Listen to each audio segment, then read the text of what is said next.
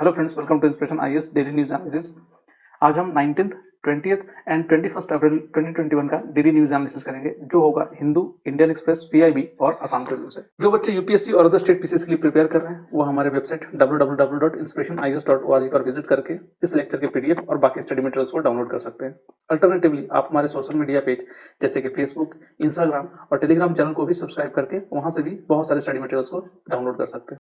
जैसे कि आपको पता है, यूपीएससी के प्रीलिम्स एग्जामिनेशंस आने वाले हैं। इंस्पिरेशन आईएएस ने अपने फाउंडेशन बैचेस स्टार्ट कर दिए हैं, जो होगा बोथ ऑनलाइन और ऑफलाइन प्लेटफॉर्म में। तो जो बच्चे यूपीएससी की इस बार यूपीएससी एग्जामिनेशन देने वाले हैं, आप हमारे इन फाउंडेशन कोर्सेज को इनरोल कर सकते हैं। यूपीएससी और अदर स्टेट पीसीएस के लिए मॉक टेस्ट सीरीज स्टार्ट हो चुके हैं। तो अगर आप इस बार के प्रीलिम एग्जामिनेशन में बैठ रहे हैं, तो आप हमारे इन मॉक टेस्ट सीरीज में इनरोल कर सकते हैं। ज्यादा जानकारी के लिए आप हमारे इन दिए गए नंबर पर कॉन्टैक्ट कर सकते हैं।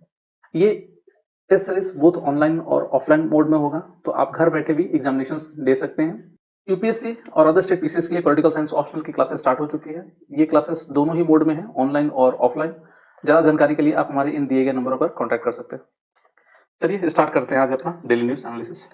दोस्तों, आज सबसे पहला जो हमारा न्यूज है वो कोरोना से ही रिलेटेड है। आपको पता है कि आज हमारा देश बहुत बड़ी त्रासदी से गुजर रहा है। हर तरफ नेगेटिविटी फैली हुई है। जैसे कि एक तो आपने शायद सुना होगा, आज सुबह सुबह ही नासिक में ऑक्सीजन के सिलेंडर लीक हो गए थे। ऑक्सीजन की जो प्लांट लगी हुई थी वो लीक हो गई थी। ऑलरेडी हमारी कंट्री ऑक्सीजन लिक्विड और मेडिकल ऑक्सीजन की किल्लत से जूझ रहा है। पेशेंट्स को ऑक्सीजन नहीं मिल रही है और यहाँ पर इतने ज्यादा लीटर्स ऑफ ऑक्सीजन वेस्ट हो चुके हैं। और इस लीकेज के चलते कहा यह जा रहा है कि अब तक लगभग 11 पेशेंट्स की डेथ हो चुकी है due to the lack of oxygen. Plus आज ये भी मालूम चला कि आज ये भी न्यूज आ रही है कि कोरोना के कुछ म्यूटेशंस भी हुए हैं। थर्ड म्यूटेशंस कुछ स्टेट्स में मिले हुए, और ये म्यूटेशन वही है जो यूके में मिला हुआ था। तो यूके वेरिएंट्स और साउथ अफ्रीका वेरिएंट्स, दोनों ही वेरिएंट्स, लगभग 3 कोरोना वायरस के स्ट्रेन आज इंडिया में मिले हुए हैं। तो ये भी बहुत बड़ी प्रॉब्लम है। और ये हमारी कोरोना की लड़ाई की लगभग एक टेस्ट तौर पे हो रही है। और आज इंडिया अपनी इस सदी का सबसे बड़ा युद्ध लड़ रहा है। रिसेंटली बहुत सारे कंट्रीज ने इंडिया से अपने जो फ्लाइट है वो रोक दी है। श्रीलंका ने जो ट्रैवल बबल स्टार्ट किया था इंडिया और श्रीलंका के बीच में, जो स्टार्ट होने वाला था, उसको भी श्रीलंका ने रोक दिया है। बट इन सारे ग्लूमी सिचुएशंस में एक अच्छी न्यूज भी आई है कि गवर्नमेंट ने अनाउंस कर दिया है कि all the citizens who is above 18 years of age, उनको अब वैक्सीन दी जाएगी 1 मई से। तो ये बहुत बड़ी राहत है उन करीब 90 करोड़ लोगों के लिए जो कहीं ना कहीं 18 ईयर्स अबव है, और उनको 1 मई से ये वैक्सीन मिलना शुरू हो जाएगी। जो भी लोग हैं जिनको ये वैक्सीन अलॉट हो रही है, उन्हें वैक्सीन लगवानी चाहिए। और ये दोनों ही वैक्सीन, कोविशील्ड और कोवैक्सीन, दोनों भारत बायोटेक और सीरम इंस्टीट्यूट ऑफ इंडिया दोनों ने ही अनाउंस कर दिया है बकायदा। इन दोनों वैक्सीन के रेट्स भी कंपनियों ने अनाउंस कर दिए ताकि ट्रांसपेरेंट रहे और कोई भी मेडिकल इंस्टीट्यूट या मेडिकल दुकानें वगैरह या हॉस्पिटल्स इस रेट्स में कोई छेड़छाड़ ना करें। ऑलरेडी हमारे कंट्रीज में रेमडेसिविर की बहुत बड़ी किल्लत चल रही है और उसका मिसयूज भी हो रहा है रेमडेसिविर का, और जिसके चलते लोगों को रेमडेसिविर कई गुना दाम में खरीदने पड़ रहे हैं, जिसका इफेक्ट बहुत ही मामूली सा है। खैर, ये न्यूज 1 मई से वैक्सीन लगने वाला जो है, ये सबसे बड़ी राहत है। और हम सबको जो भी एलिजिबल है 18 साल से ऊपर, उन सबको ये वैक्सीन लगानी चाहिए। देखिए, वैक्सीन लगाने में कोई कोताही नहीं बरतनी चाहिए, क्योंकि देखा ये गया है कि जितने भी मेडिकल एक्सपर्ट है वो कह रहे हैं कि जिन लोगों का वैक्सीन लगा हुआ है उनके ऊपर में ये कोरोना का इफेक्ट बहुत ही कम है, और मतलब फैटेलिटी उतनी ज्यादा नहीं है। तो हम सबको वैक्सीन लगानी चाहिए, पहली चीज तो ये। और दूसरा सबसे बड़ी बात ये है कि देखिए, कोरोना में सबसे बड़ी बात ये होती है कि हमें अपने धैर्य बना के रखना है, इसमें पैनिक नहीं होना है। देखिए, कोरोना भी एक तरह का वायरल जुकाम टाइप का ही है। हाँ, थोड़ा सा सीवियर है, बट पैनिक होने से और ज्यादा प्रॉब्लम होगी। हमें अपने इम्यून सिस्टम को स्ट्रॉन्ग करने के लिए बाकी सारी चीजें करनी चाहिए, जैसे कि विटामिन सी वगैरह, सी की टैबलेट्स खाइए, हेल्दी डाइट लीजिए, और कोशिश कीजिए कि मास्क कभी ना उतारें। हो सके तो जब भी आप मास्क बाहर है, इवन घर में भी है, तो आप मास्क पहन के ही रखिए। बहुत सारे ऐसे भी रिसर्च आ रहा है कि इस कोरोना के चलते कोरोना एयरबॉर्न भी है। तो जो भी हो, ये सारी चीजें कहना ही है। तो कहीं ना कहीं आप सबको हमें बहुत ही एहतियात बरतनी पड़ेगी, और कोशिश करा जाए कि जितना ज़्यादा हो सके अपने हाइजीन को मेंटेन करें।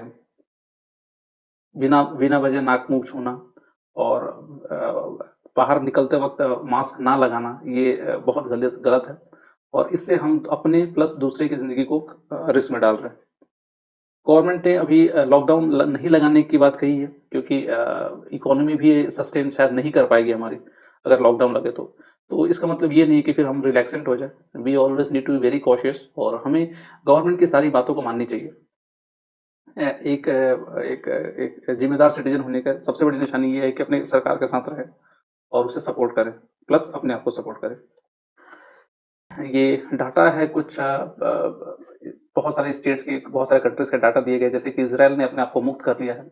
2-3 ऐसे कंट्रीज हैं जिन्होंने कहा है वो अपने आप को कोरोना फ्री कर चुके हैं, जैसे कि आप देख लीजिए, एक इसराइल है और ऑस्ट्रेलिया। इन दोनों कंट्रीज ने अपने आप को कोरोना फ्री कर लिया है। ऑब्वियस सी बात है, रैम्पेंट इन्होंने वैक्सीनेशन किया था जिसके चलते आज वो लगभग कोरोना से मुक्त है। और न्यूजीलैंड भी एक ऐसी कंट्रीज है। तो हालांकि न्यूजीलैंड में इक्का दुक्का केस आते हैं, बट सम 3 ऐसे कंट्रीज हैं जिन्होंने अपने आप को कोरोना मुक्त कर लिया है। तो हमें भी अपने आप को मुक्त करना है, बट इसके लिए हमें थोड़ी सावधानी बरतनी पड़ेगी। वैक्सीनेशन हमें लगानी पड़ेगी और वैक्सीनेशन के बारे में किसी भी तरह का वहम हमें नहीं फैलाना है। और वैक्सीनेशन हमें अपने डॉक्टरों और साइंटिस्ट पर भरोसा करना चाहिए और जो भी वैक्सीन हमारी कंट्रीज ने बनाए हैं पूरी तरह से इफेक्टिव है। अपने हाथों को बार बार धोया करें, सैनिटाइजर्स और हैंड वॉश जो भी है। और अगर सींसिंग और कफिंग आपको आ रही है तो उसे टिश्यू पेपर या रुमाल से ढकें। और कोशिश करिए कि लगातार अपने फेस या आईज को छूने से बचें। ये कुछ सावधानियां हैं, अगर हम करेंगे तो हम जरूर इस कोरोना से जीत जाएंगे और ये आशा है कि आने वाले कुछ दिनों में हम इस कोरोना को कंट्रोल कर लेंगे और अपने देश से भगा देंगे इस कोरोना को। बट इसके लिए हमें अपनी भी रिस्पॉन्सिबिलिटी समझनी पड़ेगी। टाइम पर वैक्सीन लगाइए और कोशिश कीजिए कि अपनी हाइजीन को मेंटेन करें। चलिए आगे बढ़ते हैं अपने नए न्यूज चलिए आगे बढ़ते हैं चलिए आगे बढ़ते हैं। हमारा नेक्स्ट न्यूज है स्टार्टअप इंडिया सीड फंड से related. Recently government of India ने ये सीड फंड स्कीम चालू किया है, तो थोड़ा समझते हैं कि सीड फंड स्कीम है क्या और कैसे ये हमें हेल्प करेगा। देखिए, स्टार्टअप जो होता है, आज गवर्नमेंट बहुत ज्यादा स्टार्टअप पे फोकस कर रही है क्योंकि गवर्नमेंट मानती है कि जितने भी यूथ हैं आज, स्टार्टअप ही हमारे जितने भी अनएम्प्लॉयमेंट है उसको सॉल्व कर सकता है। जॉब्स क्रिएशन बहुत बड़ी बात है, इसके ऊपर हमें ध्यान देना पड़ेगा और इसके लिए हमें स्टार्टअप के ऊपर में ज्यादा ध्यान देना पड़ेगा। बट स्टार्टअप्स को अपनी सबसे बड़ी प्रॉब्लम होती है उनके फंडिंग की, इनिशियल फंडिंग की। और इनिशियल फंडिंग जल्दी स्टार्टअप को मिलता नहीं है। बैंक्स के पास जाइए तो बैंक्स भी कहीं ना कहीं वो एक तरह से मॉर्गेज मांगते हैं। एंजल फंड जो होता है वो भी जल्दी नहीं मिल पाता। तो कहीं ना कहीं गवर्नमेंट आगे आया है और गवर्नमेंट ने ये एक बहुत ही बड़ा स्कीम लॉन्च किया है जिसको हम लोग सीड फंड स्कीम कहते हैं। ये जो फंड होता है, the fund aims to provide financial assistance to startup for proof of concept, prototype development, product trials, market entry and even commercialisation. ये 945 करोड़ कॉर्पस होगा, which will be divided over 4 years. 4 साल के लिए ये 945 करोड़ का कॉर्पस है for providing seed funding to eligible startups through eligible incubators across India. Incubators के through ये स्टार्ट किया जाएगा। The scheme is expected to support an estimate 3600 startup through 300 incubators. 300 incubators है जो 3600 स्टार्टअप को स्टार्ट करने की बात कर रहे हैं। इसका जो नोडल डिपार्टमेंट होगा, department of promotions of industries and internal trade. Significance क्या है?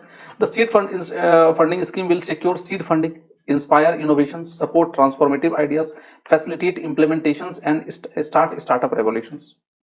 The scheme will create a robust startup ecosystem, particularly in Tier 2 and Tier 3 town. Tier 2 और Tier 3 टाउन में ऑब्वियस सी बात है, ये स्टार्टअप को प्रमोट करने की बात चल रही है, which are often deprived of adequate funding. वो एडुकेट फंडिंग इनको नहीं मिल पाता Tier 2 और Tier 3 सिटीज को, टाउन को। तो इसके लिए गवर्नमेंट इस Tier 2 और Tier 3 सिटीज को कहीं ना कहीं सपोर्ट कर रही है इस सीड फंड स्कीम के थ्रू। ये स्कीम जरूरत क्यों है? हम सब जानते हैं कि the easy availability of capital is essential for the entrepreneur at the early stage of growth of an enterprise. Funding from angel investors, हम लोग जानते हैं कि एंजल इन्वेस्टर्स या जो वेंचर कैपिटल फर्म जो आते हैं, become available to startups only after the proof of concept. अगर आपका कंसेप्ट क्लियर है तभी आपको फंड मिलता है। सिमिलरली बैंक भी तभी लोन देता है जब आपके पास कुछ एसेट्स वगैरह हो, जो मोस्ट ऑफ द स्टार्टअप के पास नहीं होता है। So it is essential to provide seed funding to startup with an innovative ideas to conduct proof of concept trials. तो इसमें गवर्नमेंट आगे आई है और इस सीड फंड स्कीम के थ्रू गवर्नमेंट हेल्प करेगी जितने भी स्टार्टअप है जो टायर 2 और टायर 3 सिटीज के लिए। होप आपको ये कंसेप्ट समझ में आया होगा। चलिए आगे बढ़ते हैं। हमारा जो नेक्स्ट स्कीम है, रिसेंटली नासा ने जो मार्स में हेलीकॉप्टर भेजा था उसने अपनी फर्स्ट फ्लाइट की है, फर्स्ट फ्लाइट स्टार्ट कर दी है नासा मार्स के ऊपर में। तो NASA Mars helicopter makes first flight on another planet. NASA successfully flew its tiny helicopter जिसका नाम है Ingenuity on Mars on 19 April, the first powered flight on the another planet. Ingenuity goal is to demonstrate this technology work and it's won't contribute to Perseverance science goal. देखिए ये जो Ingenuity का जो test है ये एक independent test है। Mars के ऊपर में इंजेनिटी ने फ्लाइट इसलिए भरा था कि वो टेस्ट कर पाए कि वहां भी हम लोग हेलीकॉप्टर को उड़ा सकते हैं, वहां के भी इन्वायरमेंट है और वहां पर हम हेलीकॉप्टर्स को उड़ा सकते हैं। ये जस्ट टेस्ट करने के लिए था। और ये परसिवरेंस जो अभी मिशन चल रहा है उसमें ये कोई सपोर्ट नहीं करने वाला। तो थोड़ा समझते हैं आखिर ये परसिवरेंस मिशन है क्या। जैसे हम लोग को मालूम होगा कि जैसे आपको मालूम होगा कि ये परसिवरेंस मिशन जो है वो लॉन्च हुआ था जुलाई 2020 में और इसका की ऑब्जेक्टिव है टू मार्स में एस्ट्रोबायोलॉजी मिशन है, जैसे कि वहां पर सर्च करना sign of ancient microbial life, कि वहां पर कोई लाइफ एग्जिस्ट करती है, थी या नहीं। दूसरा द रोवर विल, ये जो रोवर है the rover will characterize the planet geology, planets की जियोलॉजी को देखेगा एंड पास्ट क्लाइमेट, पिछली पहले कैसे क्लाइमेट थी वो भी देखेगा वो। It also pave the way for human exploration of the red planet, ताकि वो ह्यूमन एक्सप्लोरेशन वहां पर हो सके और ह्यूमन एक्सप्लोरेशन की फिजिबिलिटी है कि नहीं वो देखा जा सके। And be the first mission to collect and catch Martian rocks and regolith, मतलब रॉक एंड डस्ट वगैरह को वो कलेक्ट किया था। Perseverance is fuelled by electric power by using heat of plutonium radio active decay, मतलब ये plutonium का use होता था उसके पावरिंग के लिए, उसकी बैटरी इसी से पावर्ड होती थी। तो अगर थोड़ा सा देखा जाए ये परसिवरेंस में क्या क्या लेकर गया था ये रोवर, तो perseverance will carry a unique instrument Moxie on Mars oxygen ISRO experiment which of the first time will manufacture molecule oxygen on Mars, molecule वहीं पर मार्स के ऊपर ही एक मॉलिक्यूलर ऑक्सीजन बनाएगा using carbon dioxide from the carbon dioxide rich atmosphere. ISRO means in situ resource utilizations or the use of local resource to meet human needs or requirement of the spacecraft। तो कहीं ना कहीं ये Moxie जो है, ये Moxie basically एक ऐसी डिवाइस था जो वहां से जो कार्बन डाइऑक्साइड है उसको निकाल के उसी में से ऑक्सीजन बनाएगा जो इंसानों के लिए जरूरी होगा। तो ये अगर सक्सेसफुल हो गया तो हम इंसानों की बस्ती वहां पर बसा सकते हैं आने वाले टाइम में। होप आपको ये समझ में आया होगा। ये आपको मालूम होगा ये क्यूरियोसिटी रोवर जो पहले लॉन्च हुआ था और ये परसिवरेंस का साथ ये इंजेनिटी हेलीकॉप्टर्स भी है। चलिए आगे बढ़ते हैं। आज नेक्स्ट जो हमारा न्यूज है वो गोवा सिविल कोड से है। रिसेंटली गोवा ने अपने यूनिफॉर्म सिविल कोड को पास कर दिया, मतलब जो हमारे डीपीएसपी में था यूनिफॉर्म सिविल कोड उसको गोवा ने साबित कर दिया है, गोवा ने उसको रियलिटी में कन्वर्ट कर दिया है। तो इसी न्यूज को देखते हैं क्या है कैसे हुआ था। रिसेंटली हमारे जो ऐसे बोब्डे जी हैं जो चीफ जस्टिस ऑफ इंडिया, उन्होंने रिसेंटली अप्रिशिएट किया uniform civil code for Goa और it is the only state to have such code. और सीजीआई ने ये भी कहा, जितने भी इंटेलेक्चुअल्स हैं हमारे कंट्री के, उनको कहा कि ये जो यूनिफॉर्म सिविल कोड है आपको भी पढ़ना चाहिए। गोवा के बारे में अगर देखा जाए गोवा के यूनिफॉर्म सिविल कोड को, तो ये रहा गोवा का मैप। देखिए गोवा को दो पार्ट में डिवाइड किया गया, एक नॉर्थ गोवा और एक साउथ गोवा, और ये बहुत ही लंबी बीचेस है यहाँ पर, ये आपको दिख रहा होगा। यहाँ पर सबसे फेमस बीच जो वास्को डी गामा। चलिए आगे बढ़ते हैं। तो गोवा का जो यूनिफॉर्म सिविल कोड है उसको समझा जाए तो Goa Portuguese civil code 1867 is basically an alien code given by the Portuguese. तो जो गोवा का पोर्टुगीज सिविल कोड है 1867 वाला is basically an alien code given by the Portuguese ने दिया था। And Goa civil code has 4 parts dealing with civil capacity, acquisition of right to property and the breach of right and remedies. ठीक है। It begins in the name of God and Dom Luis, king of Portugal and Algarves. Hope आपको समझ में आया। तो ये जो code था, ये जो गोवा का सिविल कोड था, ये पोर्टुगीज ने दिया था और ये एलियन कोड था, ऑब्वियसली बात है। और ये डील करता था किसमें, 4 पार्ट थे इसके। एक तो था डील विद सिविल कैपेसिटी, दूसरा राइट को, एक्विजिशन ऑफ राइट्स को से डील करता था, तीसरा राइट टू प्रॉपर्टी था और चौथा breach of right and remedies था। और ये जो स्टार्ट होता था गॉड एंड डोम लीव्स से, जो किंग ऑफ पोर्टुगल एंड एल्गारिस है।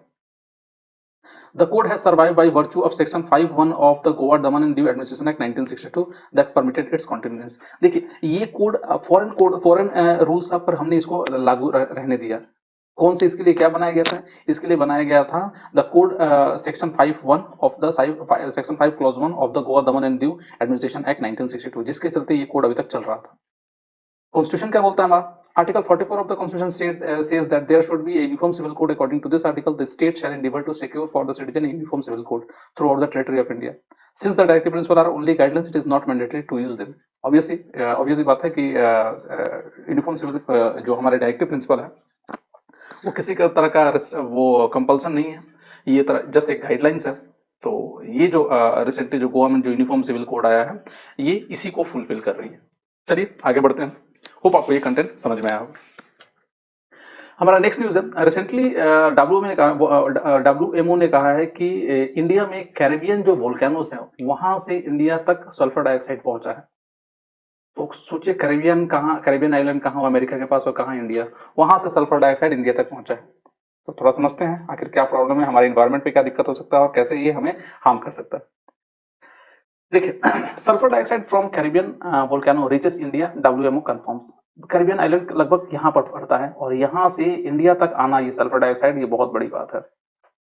तो कहा क्या जा रहा है कि the sulphur dioxide emission from volcano eruptions in the Caribbean from last Soufriere volcano eruptions reached India on April 16, 2021, sparking fear of increase pollution level in the northern part of the Indian and acid rain. Obviously बात है, आपको मालूम होगा कि sulphur dioxide अगर हवा में रहेगी तो ये एसिड रेन करता है, जिसके चलते बहुत सारी प्रॉब्लम हो सकती है। एक तो पॉल्यूशन बढ़ेगा, दूसरा और हमारे बिल्डिंग्स वगैरह को हार्म होगा, हमारे क्रॉप्स वगैरह हार्म होंगे, हमारे प्लांट्स वगैरह को हार्म होगा।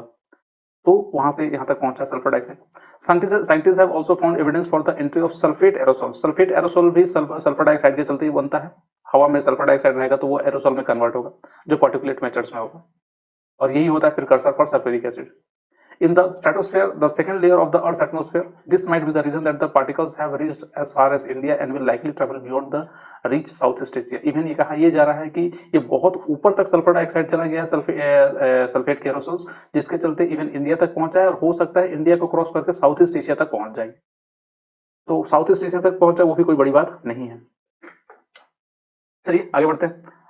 देखिए सल्फर डाइऑक्साइड का बहुत बहुत बड़ी प्रॉब्लम क्रिएट करता है। ये सल्फर डाइऑक्साइड एसिड रेन का सबसे बड़ा रीजन होता है और जिसके चलते आपको मालूम होगा कि ये पेड़ पौधों को मारेगा, ये बहुत सारे हमारे प्लांटेशन को डिस्ट्रॉय करेगा, पानी को खराब करेगा। तो इम्प्लीकेशन क्या है? The most significant climate impact from volcanic injection into the stratosphere came from the conversion of sulphur dioxide to sulphuric acid which condense rapidly in the stratosphere to form sulphate aerosols. वो sulphate aerosols में convert हो जाएगा। The aerosols increase the reflections of radiations from the sun back into the space, cooling the Earth's lower atmosphere or troposphere. Even ये cooling effect भी कर सकता है हवा में या हमारी धरती का। सल्फर डाइऑक्साइड का सोर्स अगर आमतौर पर देखा जाए कहाँ से, तो the largest source of sulphur dioxide is in the atmosphere is the burning of fossil fuel by power plant and other industrial facilities. ये जितने भी पावर प्लांट वगैरह है और अदर इंडस्ट्रियल फैसिलिटीज है वहीं से ये सल्फर डाइऑक्साइड आमतौर पर धरती से निकलता है। Smaller sources of sulfur dioxide emission include industrial process such as extracting metals from the ore, natural source such as volcano and locomotives, ships and other vehicles, and heavy equipment that burns fuel with a high sulfur content. जितने भी आपके जो high sulphur content वाले fuel होते हैं उनको जलाने से भी सल्फर डाइऑक्साइड रिलीज होता है। तो इसमें देखिएगा आज हमारे जो जितने भी भारत स्टेज 6 के नॉर्म्स वगैरह होता है उसमें सल्फर डाइऑक्साइड के अमाउंट को भी कम किया गया है ताकि किसी भी तरह का ज्यादा सल्फर डाइऑक्साइड पॉल्यूशन ना हो। होप आपको ये कंटेंट समझ में आया होगा। तो यूपीएससी आमतौर पे पूछता है कि सल्फर डाइऑक्साइड कहाँ से रिलीज होता है, तो इसमें वोल्केनोस भी रहता है। तो yes, volcanoes also releases sulphur dioxide. चलिए आगे बढ़ते हैं। हमारा जो नेक्स्ट न्यूज है वो बाओ फोरम से है। रिसेंटली बाओ फोरम कंक्लूड हुआ है और ये एशिया में recently Hanoi global economic development and security forum recently take place किया है। उसके बारे में देखते हैं थोड़ा सा क्या है ये। The opening ceremony of the Boao forum for Asia annual conference 2021 was held in Boao, South China, Hainan province. South China Hainan province में ये हुआ है और this year conference was attended by more than 2600 guest from over 60 countries. 60 countries के 2600 guest ने ये conference को attend किया है। ये चाइना में हुआ है। थीम था a world is changing, join hands to strengthen global governance and advance belt and road cooperations. Obviously बात है चाइना अपना जो इनिशिएटिव है जो बेल्ट एंड रोड कोऑपरेशन उसको स्टार्ट करने या उसके लिए सपोर्ट लेने के लिए ये सारे फोरम करता है। एट द इवेंट बाओ forum release an annual report on Asian economy की एनुअल रिपोर्ट भी बाओ फोरम में रिलीज हुई है। और ये फोरम बेसिकली अगर देखा जाए तो बाओ forum for Asia was initiated in 2001 by 25 Asian countries and Australia increased to 28 in 2006. It is a non-profit organization, एक तरह का non-profit organization है। It has provided a high-end platform for political, business and academic leaders in Asia and the world. It is modelled in the world economic forum, ये world economic forum के तर्ज पर ही बना हुआ है, held annually in Davos, Switzerland. The forum is committed to promoting regional economic integrations and bringing Asian countries even closer to their developmental goals. Obviously बात है, Asian के कंट्रीज को अपने गोल और डेवलपमेंट के लिए ये प्रमोट करेगा ये बाओ forum. It has made positive contributions to the promotions of regional economic integrations, common development and building of more prosperous and harmonious Asia। तो ये कहा यह जा रहा है कि ये जो फोरम है ये एशिया के डेवलपमेंट के लिए बहुत ज्यादा रोल प्ले करेगा और एशिया में एशिया का भी ग्रोथ हो सके जैसे यूरोपियन कंट्रीज का, उसी तर्ज पर इसको बनाया गया है और ये वर्ल्ड इकोनॉमिक फोरम के तर्ज पर जैसा ही है उसी के मॉडल पे बनाया गया है इस बाओ फोरम को। तो होप आपको ये समझ में आया होगा बाओ फोरम रिलेटेड टू एशिया। तो इस बार हैनान प्रोविंस चाइना में हुआ था ये। आज के लिए इतना ही, कल हम फिर मिलेंगे डीएनए के एक नए सेगमेंट में। तब तक के लिए शुक्रिया। आशा है आपको हमारा ये इनिशिएटिव अच्छा लगा होगा।